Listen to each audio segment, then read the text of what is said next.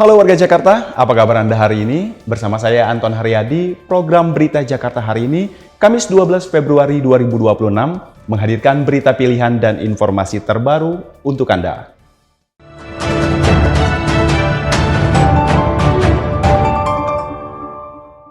Warga Jakarta, sebelum kita ke berita utama Berita Jakarta hari ini, dari meja redaksi telah kami siapkan 3 berita pilihan dari website beritajakarta.id berikut ini. Wakil Gubernur DKI Jakarta Rano Karno menegaskan, rencana penataan kawasan Pancoran Glodok bukan untuk melarang aktivitas pedagang. Pengaturan dilakukan agar pedestrian lebih rapi dan tidak memicu kemacetan lalu lintas. Dengan kawasan yang lebih teratur, nilai jual dan kunjungan wisatawan akan meningkat, sehingga berdampak positif bagi ekonomi warga sekitar. Menjelang Tahun Baru Imlek dan bulan Ramadan, Pemkot Jakarta Timur menggelar inspeksi di pasar tradisional Pondok Bambu dan pasar modern. Dari inspeksi ini diketahui stok pangan dipastikan aman hingga 4 bulan ke depan. Meski terdapat sedikit kenaikan harga pada sejumlah komoditas, namun kondisi secara umum masih stabil dan terjangkau oleh masyarakat. Antisipasi cuaca ekstrim, BPBD DKI Jakarta menyiagakan logistik darurat di 6 kelurahan wilayah Kepulauan Seribu. Bantuan berupa air mineral dan makanan ringan didistribusikan untuk memastikan kebutuhan dasar warga tercukupi saat darurat.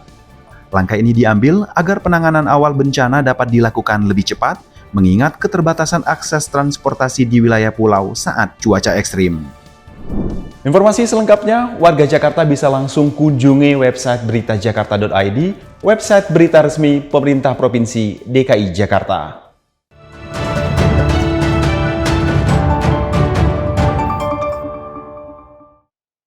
Kita beralih ke berita pertama, Berita Jakarta hari ini. Pemerintah Provinsi DKI Jakarta kembali memperluas rute Transjakarta di Bekasi, Jawa Barat.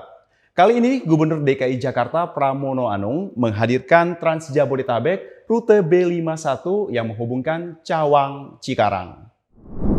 Gubernur DKI Jakarta Pramono Anung resmi meluncurkan Trans Jabodetabek B51 rute Cawang menuju Cikarang, Jawa Barat.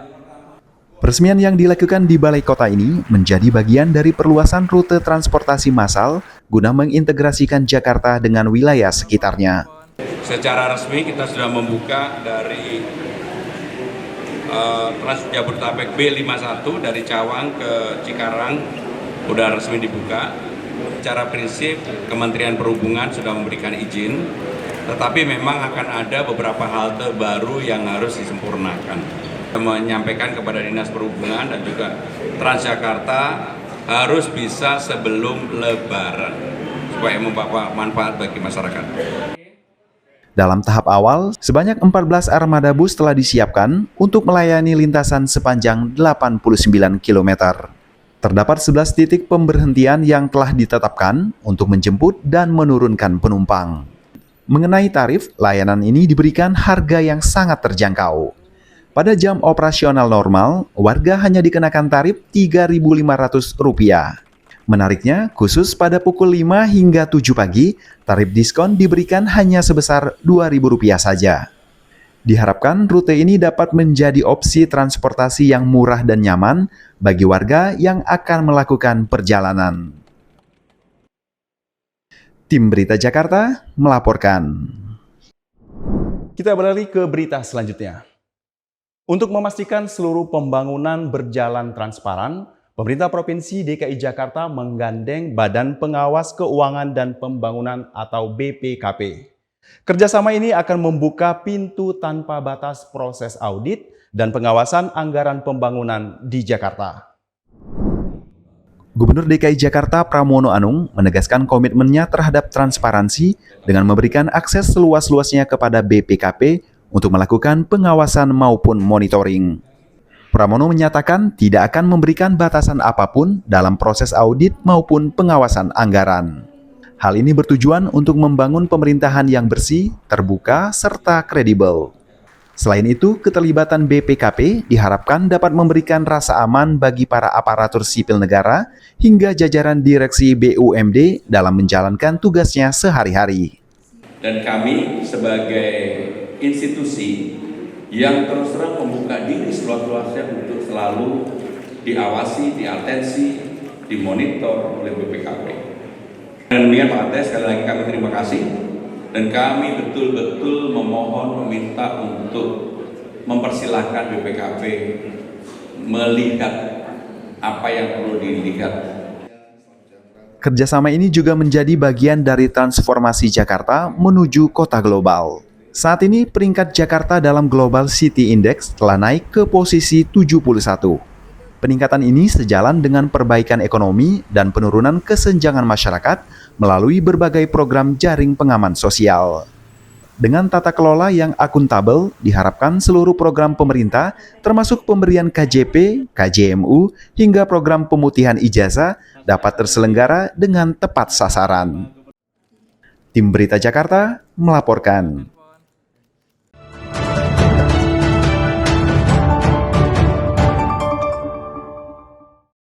Kita ke segmen Info Jakarta. Anda pelaku UMKM, ada program fasilitasi sertifikasi halal dari Jakpreneur nih. Program ini khusus bagi anggota Jakpreneur yang telah memiliki nomor induk berusaha atau NIB, serta bergerak di bidang makanan dan minuman. Kesempatan ini sayang banget untuk dilewatkan, karena selain bikin usaha naik level, sertifikat halal juga meningkatkan kepercayaan pelanggan, serta membuka peluang usaha lebih besar lagi. Nah, untuk mengetahui lebih lanjut, simak informasi berikut.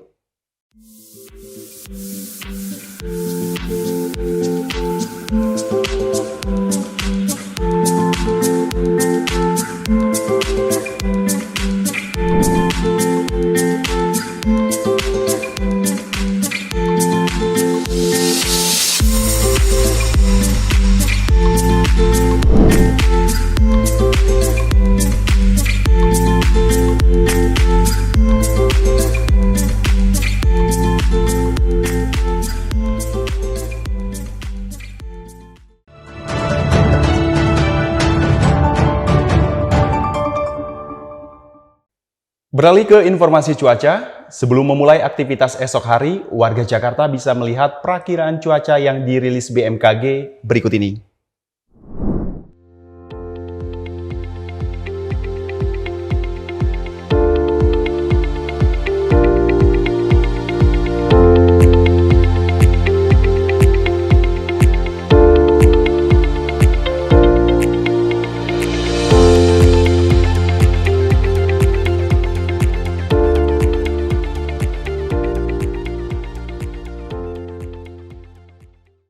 Masyarakat diimbau tetap waspada terhadap perubahan cuaca.